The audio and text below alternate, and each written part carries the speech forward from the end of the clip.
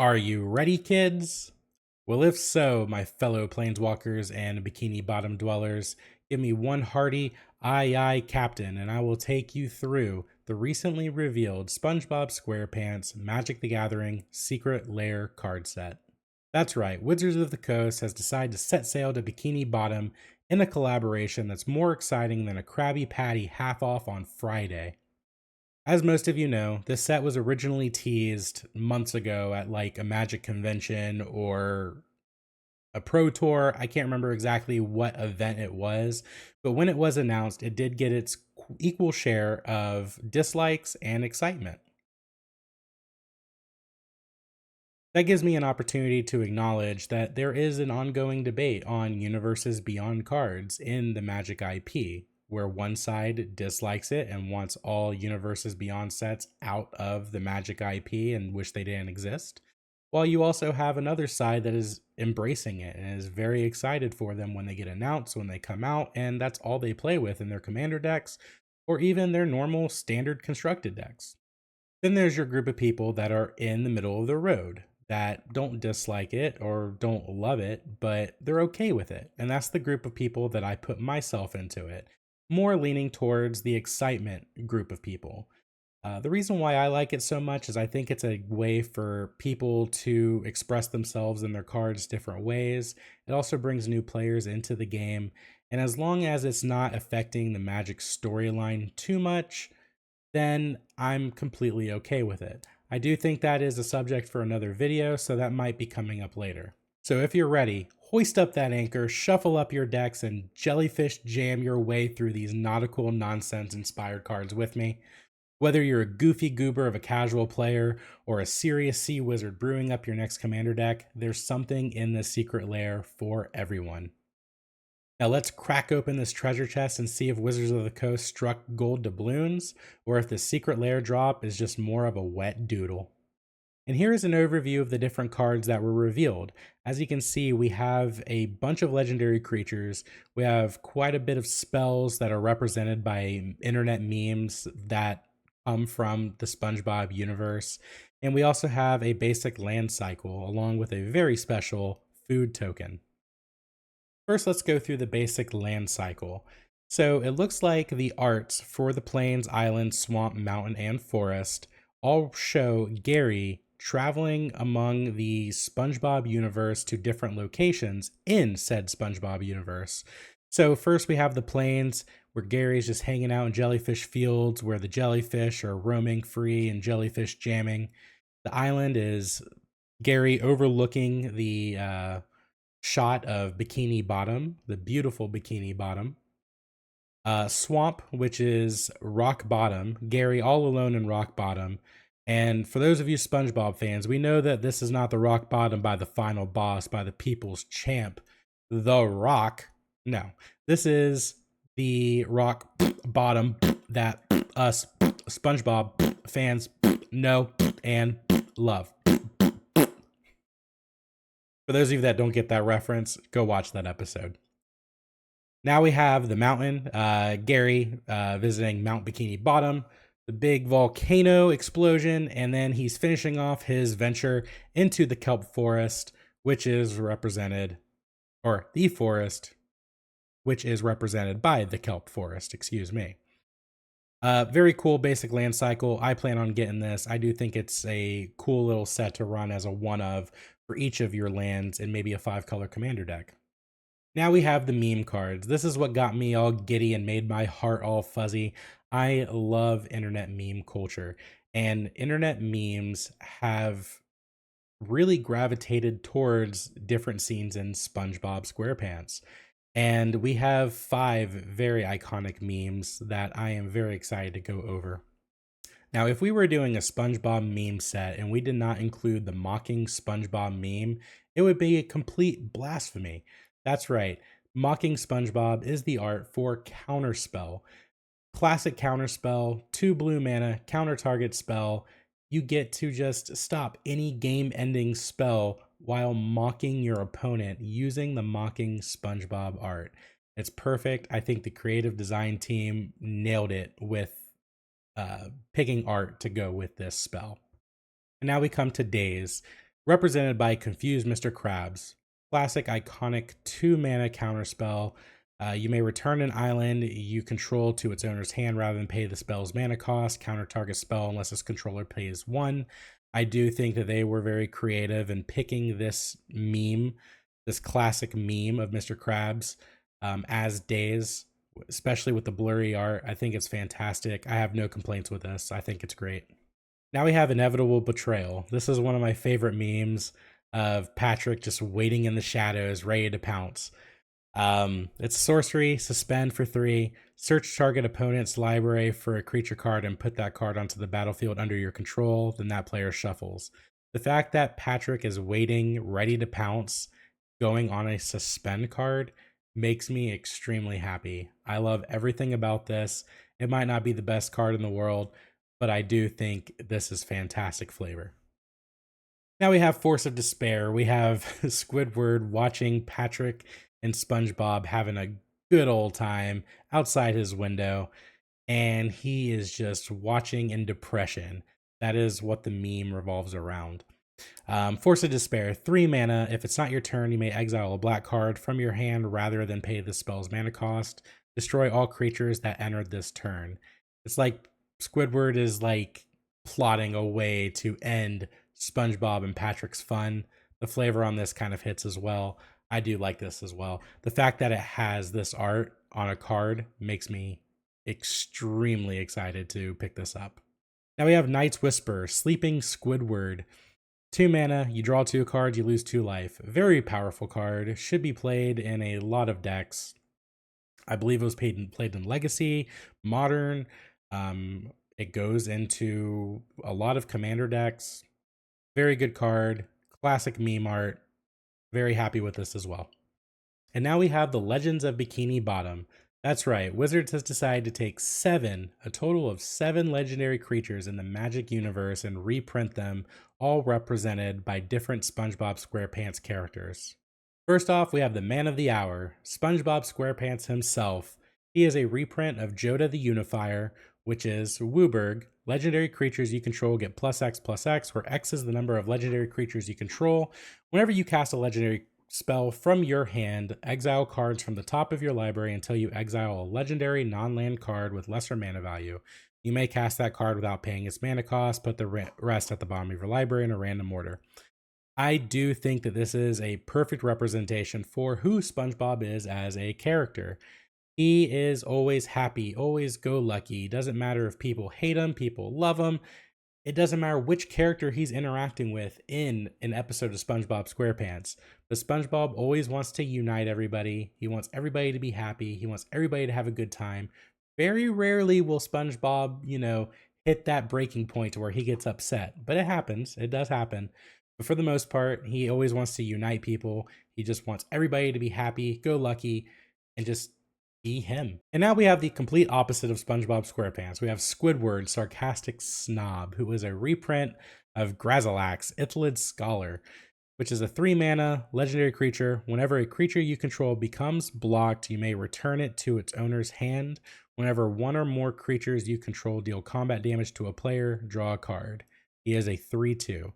I do think this is a perfect representation of Squidward, just in the fact that if he were to attack, I know other creatures can attack too, but if he were to attack and he becomes blocked, you just have the option to return it to your hand. Which tells me that if Squidward is out doing whatever he's doing and someone comes and interacts with him, what would he do? He'd just walk away, get away from the company. He doesn't like people, which is represented greatly by the flavor text. I hate all of you. I think that is fantastic. I love this card. Might not be the best card in Magic's history, but I love everything about this card, and I cannot wait to have one in my possession. Now, you may always wondered why SpongeBob SquarePants is the main character, and it's because Patrick is the star. That's right, we have SpongeBob's best friend, Patrick Star, who is an imbecile, a useless character when it comes to relying on someone. So what did Wizards do? They decided to make Patrick Star a reprint of Barktooth Warbeard. Now, what is Barktooth Warbeard? A lot of you may not know. but it is a 7 mana 6/5 vanilla legendary creature dating all the way back to the Magic the Gathering Legends set. That's right. Back in the day, a 7 mana 6/5 was kind of powerful. There wasn't a lot of power creep that we know and love today. So a 7 mana 6/5, which is completely useless in the Magic the Gathering game today, is something that they decided to put Patrick Star on, and his flavor text is I don't get it. I don't get it either, because if anybody were to play Barktooth Warbeard as their commander, when there's other plenty of Rakdos commanders that you can run that actually do something, I'd look at you like you're funny. But I have a feeling Barktooth Warbeard decks might be showing up on EDH Rec or Moxfield. Now we have Gary the Snail, SpongeBob's pet snail, who is representing Toxrill the Corrosive. For those of you who have not played Toxrill or played against Toxrill, he is a very fun commander. Some dislike him, but for the most part, he is a fun commander to have at the table, makes you really think about your playstyle. It's a 7 mana 7/7 legendary creature. Slug Horror, because we don't have snails, I don't believe, in Magic, so we have to go with Slug, which is fine for Gary. At the beginning of each end step, put a slime counter on each creature you don't control. Creatures you don't control get -1/-1 for each slime counter on them. Whenever a creature you don't control with a slime counter on it dies, create a 1/1 black slug creature token. 2 mana, sacrifice the slug, draw a card. Again, very good card, very fun commander. The fact that activated ability has blue in it lets you play 2 colors, so you're not just in mono black, it's a blue-black commander. Overall, very good card. It's a pricey card too, if I'm not mistaken, and the fact that they're reprinting this as Gary makes me very happy. So I'm fine with this. Now, one that I'm very excited for is Sandy Cheeks, Martial Astronaut. It's a reprint of Toski, Bearer of Secrets. For those of you who have not played Toski, it is a card that I play in every Go Wide Green deck. It's a 4 mana 1/1. Spell can't be countered, it's indestructible, and it attacks every combat if able, and whenever a creature you control deals combat to a player, draw a card. Toski, Sandy in this situation is a fantastic card. If you play any Go Wide Green strategies like Elves or just big stompy creatures, even getting through Trample will work. Very excellent card in Commander. I do recommend everyone pick up a Toski, even if you don't get a SpongeBob SquarePants Secret Lair, even though you should. Now we have Mr. Krabs Penny Pincher, who is a reprint of Cherix the Raging Isle, who is a crab out of Zendikar Rising, I believe. It's a 4 mana 0/17. Spells your opponent's cast that target Mr. Krabs cost 2 more to cast. That's him being the Penny Pincher. He wants you to pay more. And then 3 mana, Mr. Krabs gets +X/-X until end of turn, where X is the number of islands you control.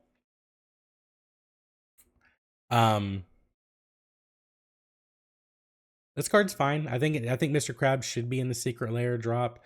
I do think that this card represents him. It's a crab already, and the fact that you have to pay more to interact with him makes flavor sense. And his flavor text says, if you boys is wasting time, then you're wasting money, and that's just sick. Very Mr. Krabs. I like it. I love the art of him just yelling at everyone in the Krusty Krab. I'm fine with this. Even though it might not be a great card, I'm fine with it. And now we come to the little toxic menace himself, the bad guy of the SpongeBob universe, Plankton, Tiny Tyrant, who is a reprint of Skrull Defector Might. Also another very excellent card.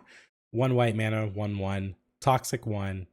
Plankton can't block, and he has a Mother of Runes effect. For white Phyrexian mana, tap, choose a color, another target creature you control gains Toxic 1 and Hexproof from that color until end of turn. It can't be blocked by creatures of that color this turn. Very good card. I think this is a fantastic reprint. I do think that the art and the character represents Skrull Defector Might perfectly. I have no complaints of this, and I love everything about the flavor text. I went to college. That is one of Plankton's iconic lines, and I'm happy it made it into this Secret Lair. Now we have the token of the Secret Lair drop. That's right, the Krabby Patty, representing the food token. Everybody knows what the food token is, so I'm not going to read what the food token does. But oh my gosh, I'm excited. It is the Krabby Patty, the Krabby Patty in Magic the Gathering. I will only use this token going forward when I have it in my clutches. It'll be in every game of Commander, every game of Standard, Modern, Legacy, whatever. Anytime I need a food token, I'm going to slap down my Krabby Patty, represent. And here's the important information for those of you who want to get your greedy crab claws on this secret lair drop. It is going to be separated into 3 different secret lair drops. You have the first one, which is Legends of Bikini Bottom, which I would assume has all your legendary creatures in it. Internet Sensation, which I'm assuming are the meme cards. And Lands Under the Sea, which I'm assuming are just the basic land cycle. Now, I do not know which of these secret lair drops is going to have the Krabby Patty token. I also do not know if I separated the cards correctly in these videos based off of how these secret lair drops are named. I just separated them by the way that I thought made the most sense. The Secret Lair drop goes live for sale on March 24th at 9 a.m. Pacific Standard Time or 12 p.m. noon Eastern Standard Time, and it'll be available as long as supplies last. This is going to be a limited set, so it may sell out quickly. Make sure you're on the Secret Lair website as it goes live if you want to purchase it. It's very important that you do so. As you know, some of these Secret Lair sales sell out pretty quickly, so we want to make sure that you're able to get it, so make sure you're there as it goes live. The prices for this, regular non-foil $29.99, foil $39.99, as always. And then remember that each Secret Lair bundle, especially Universes Beyond, typically comes with an extra bonus secret card. These have not been revealed or spoiled yet, but these secret cards can either be a hit or a miss. I've seen some good ones, I've seen some bad ones. If you have any idea or want to take a guess on what those might be, let me know in the comments. Tell me what you think are these secret cards. And also tell me what cards Wizards should have put in here as a card in the SpongeBob universe. I feel like there are endless possibilities. There's so many episodes of SpongeBob. I feel like I'm watching One Piece if I were to watch all the SpongeBob episodes. Yeah, tell me what you think. Tell me what your favorite card is. I'm excited to hear what you have to say. And as always, please be sure to like and subscribe if you feel that I have earned your like or subscription. Let me know in the comments what your favorite part of this video was. Let me know what I can do better. I always enjoy hearing from you guys, whether it's positive or negative. And thank you, and as always, stay awesome.